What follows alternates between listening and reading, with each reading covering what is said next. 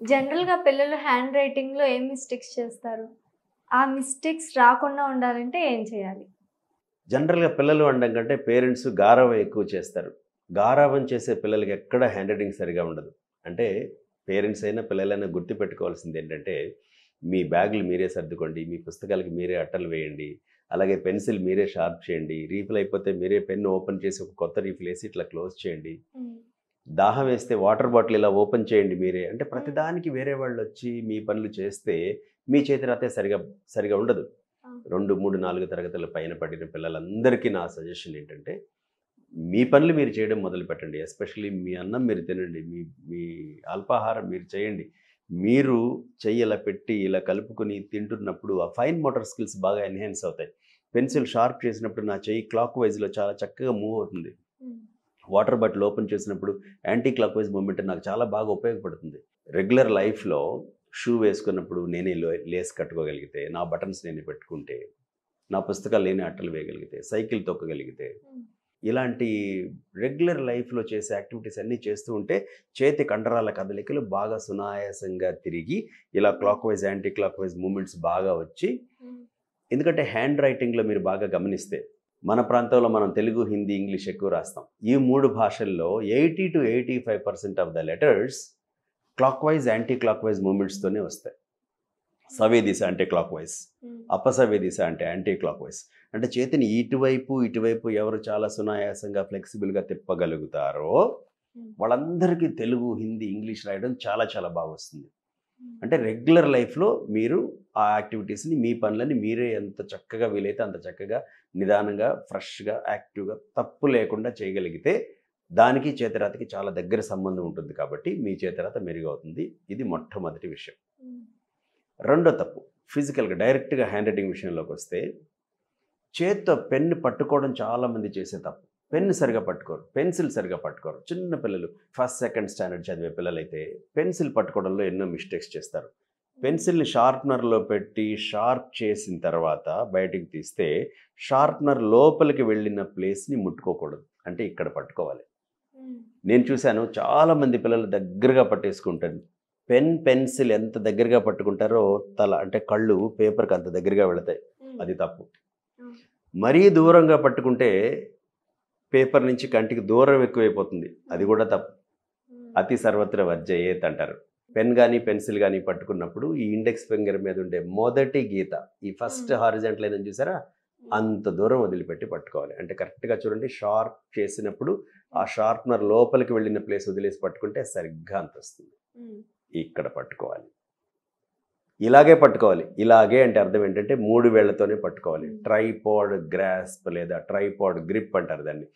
Thumb, index, middle finger. బొటన వేలు, చూపుడు వేలు, మధ్య వేళ్ళతో మాత్రమే పెన్సిల్ లేదా పెన్నుని పట్టుకోవాలి. ఈ 3 వేళ్ళలో మధ్య వేలు ఖచ్చితంగా పెన్సిల్ కిందకెళ్ళిపోవాలి.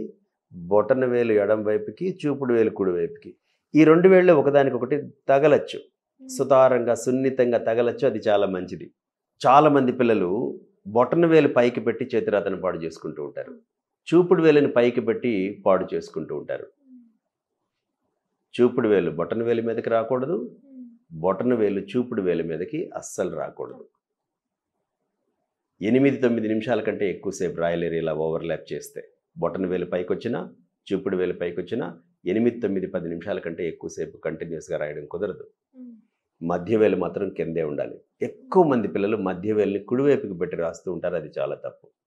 మధ్య వేలు ఎప్పుడు పెన్సిల్ కానీ, పెన్ కానీ కింద ఉండాలి. హ్మ్. ఇలా పట్టుకుని రాయాలి.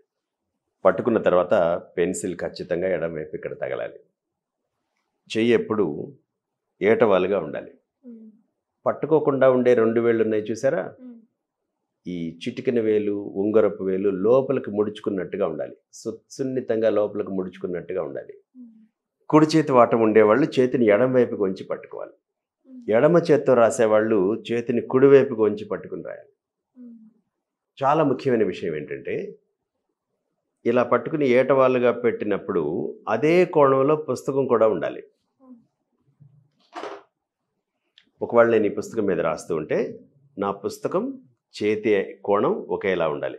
చూసారా? ఇలా ఉండాలి. ఎడమ చేత్తో రాస్తే ఇలా కుడివైపుకి వంగాలి. హ్మ్. కుడి చేత్తో రాసినప్పుడు చూడండి, చెయ్యి ఏ కోణంలో ఉందో పుస్తకం కూడా అదే కోణంలో ఉండాలి. హ్మ్. ఒకవేళ నేను పుస్తకం ఇలా పెట్టి చెయ్యి ఇలా వస్తే ఖచ్చితంగా చేతిరాత పాడైపోతుంది. చెయ్యి ఎక్కడి నుంచో వస్తే చేతిరాత పాడైపోతుంది ఇలా. అలాగే పిల్లలు చేస్తున్న పెద్ద తప్పు పుస్తకం మీద పడిపోయి రాయడం. చాలా దూరంగా పుస్తకం పెట్టి రాయడం 2 తప్పు. శాస్త్రం ఏం చెప్తుందంటే 25 to 30 సెంటీమీటర్స్, 25 సెంటీమీటర్స్ కంటే కాగితం నుంచి కంటికి తక్కువ దూరం మెయింటైన్ చేసినా, 30 సెంటీమీటర్ల కంటే ఎక్కువ దూరం మెయింటైన్ చేసినా ఆ ప్రభావం చేతిరాత మీద పడుతుంది. కాబట్టి ఖచ్చితంగా ఇలా తలని మాత్రమే వంచి, బ్యాక్ బోన్ ఎప్పుడు బెండ్ చేయకూడదండి. ఇలా నా పుస్తకాన్ని ఎడమవైపుగా ఉంచాను, తల మాత్రమే వంచుతున్నాను, 25-30 సెంటీమీటర్ల దూరాన్ని మెయింటైన్ చేస్తున్నాను, ఇలా పట్టుకుంటున్నాను, ఇలా రాయాలి. పర్సనల్గా నేను అబ్జర్వ్ చేసిన విషయం ఏంటంటే, ఏ పిల్లలైతే నవ్వుతూ రాస్తారో, చిన్న చిరునవ్వు మెయింటైన్ చేస్తూ రాస్తారో వాళ్ళ హ్యాండ్ రైటింగ్ చాలా బాగుంది. సో ఇవి వాళ్ళు తీసుకోవాల్సిన జాగ్రత్తలు. మూడోది అక్షరాల పట్ల నిర్లక్ష్యం. ఒక అక్షరం రాస్తారు, అది ఇంకో అక్షరం అయిపోతుంది. ఏ రాస్తే చిన్న అక్షరాల్లో చాలాసార్లు నాకు అది యూ లాగా కనపడుతుంది, జీ రాస్తే వై లాగా కనపడుతుంది, ఎన్నో యూనో అర్థం కాదు, స్మాల్ లెటర్ ఆర్ఓ ఎస్ఓ అర్థం కాదు, బి రాస్తే ఎఫ్ లాగా అయిపోవడం, ఎఫ్ రాస్తే బి లాగా అయిపోవడం, ఇలాగ కొన్ని వందల సార్లు పిల్లలు ఒకటి రాసామనుకుంటారు, అది ఇంకోటిలాగా అయిపోవడం వల్ల చేతిరాత పాడైపోతుంది. సో అక్షరాల మీద చాలా చాలా జాగ్రత్త వహించాలి. క్షరము అంటే నశించిపోయేది, అక్షరం అంటే నశించిపోనేది, ఎప్పటికీ నిలిచి ఉండేది. ఒక రఫ్ పేపర్ మీద రాసినా సరే, ఒక 5 నిమిషాల్లో దీన్ని చించేస్తానని రాసినా సరే స్పష్టంగా ఉండాలి, అందంగా ఉండాలి. ఎందుకంటే మీ చేతిరాత మీ మనస్తత్వానికి అర్థం కాబట్టి చేతిరాత ఖచ్చితంగా స్పష్టంగా ఉండాలి, కొంచెం అందంగా ఉండాలి.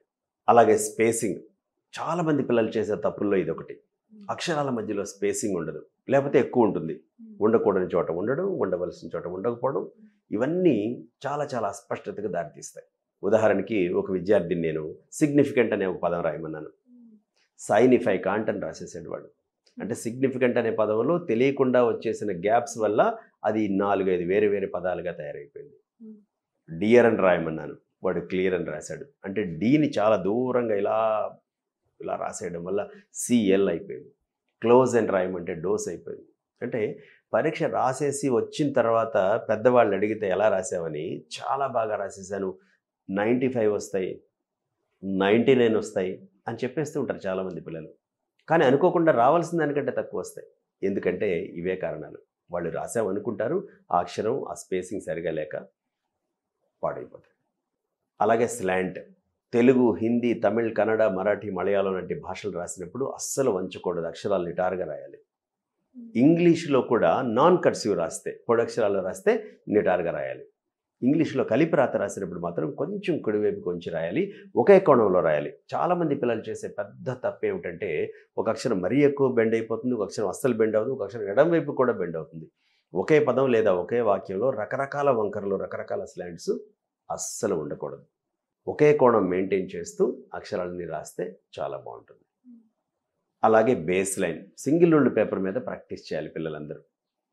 అక్షరాలు ఆ గీత మీద రాస్తే, నేను హెచ్ అని రాశాను అనుకోండి, ఎం అని రాశాను అనుకోండి, రేపొద్దున భూతద్దం పెట్టి చూసినా సరే ఆ గీత కంటే కిందకి రాకూడదు, గీత కంటే పైకి వెళ్ళిపోకూడదు. కరెక్ట్గా గీత మీద రాయడం ప్రాక్టీస్ చేస్తే భవిష్యత్తులో తెల్ల కాగితం మీద రాసినా సరే చాలా చక్కటి గీతలు, చాలా చక్కటి వాక్యాలు వస్తాయి. ఇలా ప్రాక్టీస్ చేయాలి.